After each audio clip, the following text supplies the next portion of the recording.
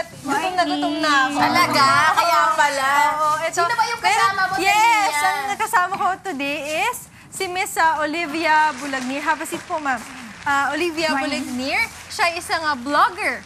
Ayan. At ang pag-uusapan natin ngayon ay headphones. Yes. Ayan. Wow. Fine-tuning headphones. Ayan, fine-tuning headphones. Sino po ba ang, ano po bang target market usually ng headphones? Kasi dati, di ba, naging in yung mga headphones. Yes. Yung mga Beats, yung mga ganyan. Yes. Beats by Dr. Dre. Pero ngayon, parang mas patok na yung mga earphones. So, mas prefer mo ba yung mga headphones? Yes, personally ako, mas prefer ko headphones. Kasi ang earphones, minsan pag matagal, medyo masakit na sa tenga. So ito kasi, medyo relax yung ears mo. And then may padding kasi. So kahit siguro 5 hours kang makinig ng music or movie marathon ka, hindi masakit sa ears. And yun nga, mas clear yung sound, kasi enclosed siya. Sino po ang usually na gumagamit ng mga headphones? Kasi ngayon, earphones talaga ang... Ako personally, ako gamit ko earphones. Ano. Sino ba ang mga... Kasi yan, parang meron pa siyang may mic. Mic. Ano. Saan po siya usually ginagamit? Ngayon, maliban sa mga people na mahilig mag-chat, nauso na rin kasi ngayon yung mga online teaching, yung mga English for English language. So ngayon yung mga nag-online teaching, ganito na rin gamit nila.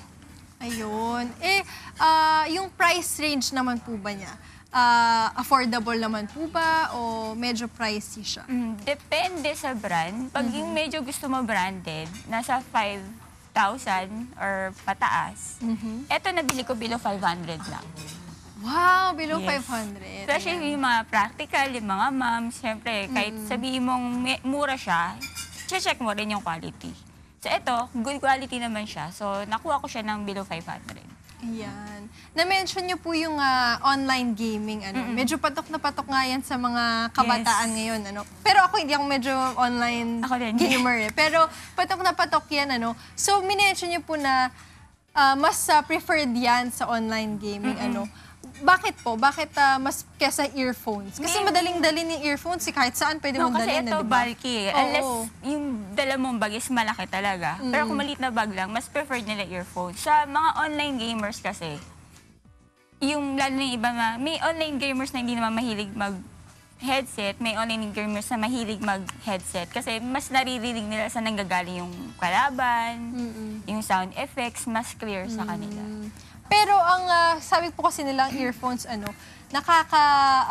parang, kumbaga, kung matagal to, pwedeng masira yung eardrum, Ano po ba, yan po bang headphones, hindi naman siya gaano ka nakakasira ng kahit medyo malakas? Hindi. Sa fine-tuning, hindi mo na kailangan itodo yung volume. Kahit half lang or kahit Parang surround yung mahina lang. tinatawag nila, kumbaga. Malinaw yung maririnig mo. Sa call center po, yan din ang gamit, Sa call center, Tama meron ba? din, pero iba naman yung style niya. Medyo maliit yung ito.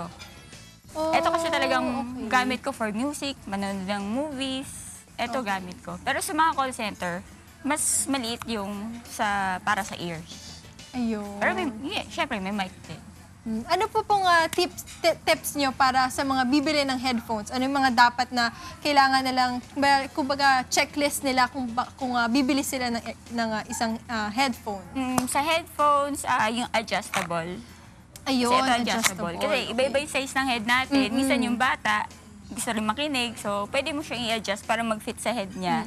Yung hindi yung tipong parang nandito na yung para sa ears na dapat. Tapos syempre, yung quality ng sound, kung malinaw yung, lalo na sa kanta.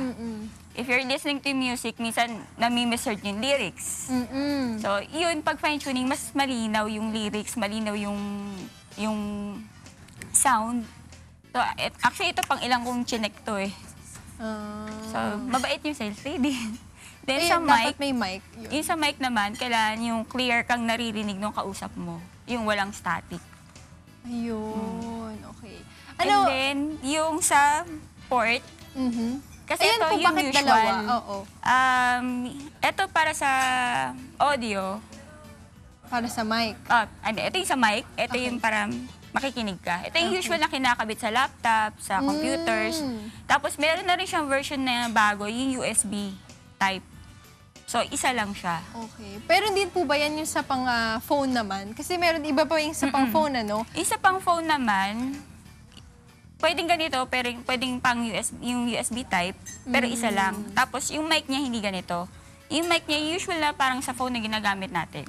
Ayun. Yung meron lang siyang nandito na isa. Okay. Ayan. At imbitahan po natin sila dun sa inyong blogspot. Yes, it's kikaydragon.blogspot.com. So, I talk about everything pa naman. So, pwedeng nail polish, yung about mommies, about mga headphones, mga gadgets na uso ngayon na practical for moms. Ayun. Mommy na po pala kayo. Yes. Hindi halata sa itsura, ano? Ayan, maraming salamat Miss Olivia Bulagnir. Siya po ay isang vlogger dyan sa, ano po yan? Kikay Dragon. The Kikay Dragon. Ayun.